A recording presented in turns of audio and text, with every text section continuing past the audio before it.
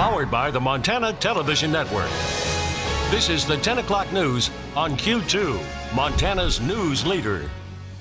Good evening, everyone. Thanks for joining us tonight. I'm Jeanelle Slade. And I'm Jay Cohn. Anxious moments in East Billings late this afternoon when a man opens fire on 2 probation and parole officers from inside his home. Multiple agencies, dozens of authorities surrounded the home where the man barricaded himself inside before the Billings Police SWAT team brought an end to the standoff. No official word on the suspect's condition at this hour, but we know the man has been admitted to one of the local hospitals here, where we are told that guards will be standing by overnight. This tense situation brought to a close just before 7 o'clock tonight. What a fantastic job done by everybody here. Another textbook operation. The equipment, the tools that we have, the resources across the board, absolutely amazing on what you saw. Q2 Samantha Harrelson was on scene just moments after the standoff began and watched this situation unfold. Just before 5 p.m. on Tuesday, 2 probation and parole officers knocked on the door of a residence on 2nd Avenue North. They were met with gunfire. 2 probation officers returned fire. They were not hit. We did not know at the time whether or not the individual in the house had been hit. For the next 2 hours, local, state, and federal law enforcement were staged outside the residence as the male suspect was barricaded inside. Authorities used the Bear, an armored vehicle, to break down the front door of the residence. From there, the officers could see that the individual was there. He was down. He had been injured. There was a rifle that was within close proximity. They continued to negotiate, eventually firing 2 non-lethal beanbag rounds at the suspect. The 2-hour standoff coming to an end with a bang, as authorities used a flashbang to disorient the man before entering the building.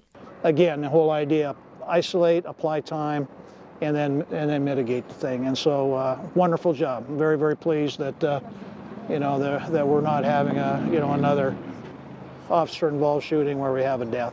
Authority has now been turned over to the State Department of Criminal Investigations, who are in charge of the crime scene. In Billings, Samantha Harrelson, MTN News. Thanks, Sammy. And the 2 probation and parole officers will now have to go through their department's protocol for officer-involved shootings. The White House now directing reporters to President Trump's legal team after questions from special counsel Robert Mueller to the president were made public. The list of some 4 dozen questions focus on Russia and possible obstruction of justice. Mullah Lengi has the latest for us tonight from Washington.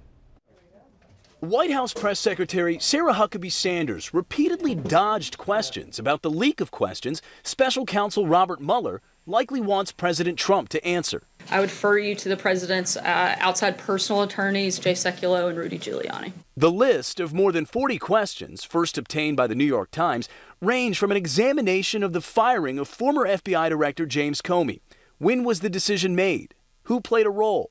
Investigators also want to know what the president knew about outreach by his campaign to Russia and about potential assistance to the campaign. I'm not going to get into the back and forth on matters involving the special counsel. Solomon Weisenberg, who questioned former President Bill Clinton in the late 1990s as Ken Starr's deputy independent counsel, suspects Mueller already knows the answers to some of the questions. Any normal white-collar client, his or her attorney would be jumping up and down on the desk insisting that they not go in for an interview. Earlier in the day, Mr. Trump suggested the special counsel didn't have much of a case, writing in part, "It would seem very hard to obstruct justice for a crime that never happened."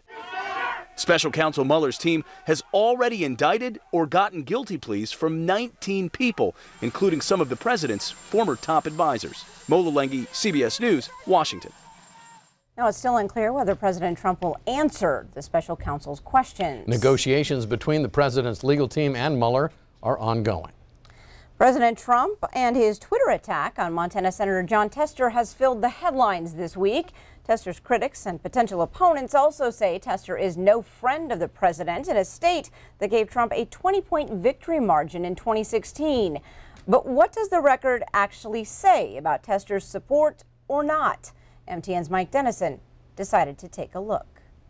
In Senate votes last year where President Trump took a position, Senator Tester supported the president 52% of the time. That's according to Congressional Quarterly magazine, which tracks those votes. A lot of other Democrats and independents have a much lower rating. For example, New York Senator Kirsten Gillibrand supported the president only 8% of the time, and Vermont's Bernie Sanders only 13%. Montana's other U.S. Senator, Republican Steve Daines, supported Trump 98% of the time on those 117 votes where Trump had a position in 2017. CQ also says that Tester, a Democrat, voted with his party on key issues 87% of the time, a relatively low score. The lowest rating for party unity among Democrats was Senator Joe Manchin of West Virginia at 64%. Manchin is another moderate Democrat up for re-election this year in a conservative state, just like Tester. We also looked at how Tester voted last year on a dozen key issues before the Senate. On these, Tester often voted against the president's position. Those votes included no votes against the confirmation of Supreme Court nominee Neil Gorsuch and Education Secretary Betsy DeVos. Tester also voted against the repeal of Obamacare, against a bill nullifying a pro-consumer regulation for banks and other companies, and against the Republican tax cut. Tester's re-election campaign is highlighting the dozen Tester-sponsored bills that President Trump has signed. So are Montanans voting this year on Senator Tester or President Trump? Tester's the one on the ballot, of course, but it seems that Trump and others are determined to make the president a factor in Montana's 2018 election. Reporting from Helena, Mike Dennison, MTN News. Thanks, Mike. Now, Senator Tester's voting record is outlined further on our website, ktvq.com.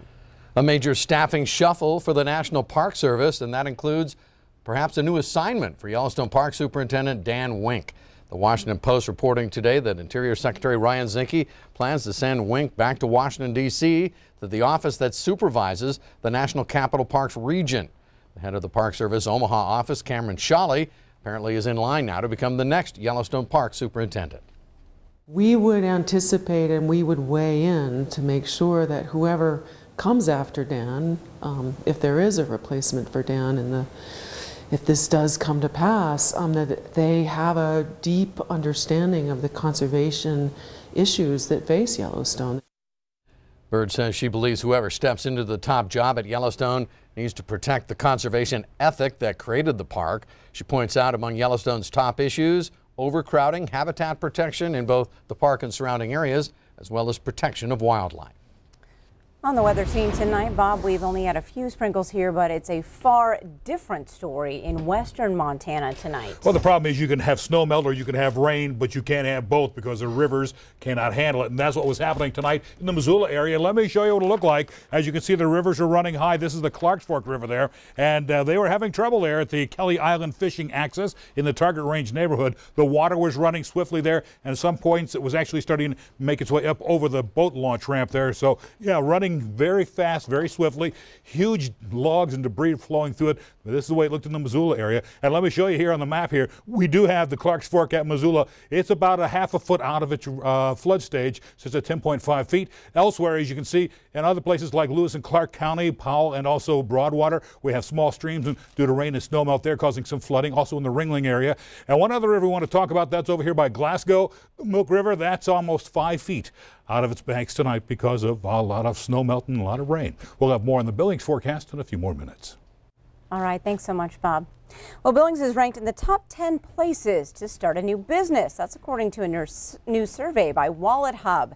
Now, in that survey, best large cities to start a business, Billings comes in at number 8.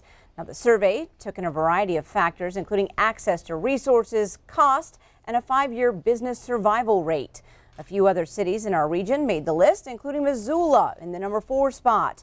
In a similar survey of small cities, Cheyenne, Wyoming was ranked 5th, followed by Bismarck, North Dakota at number 8 and Bozeman at number 9. Gibson Brands Incorporated, famous for its world-renowned guitars, today announced the company is filing for Chapter 11 bankruptcy. The announcement follows mounting decline in sales.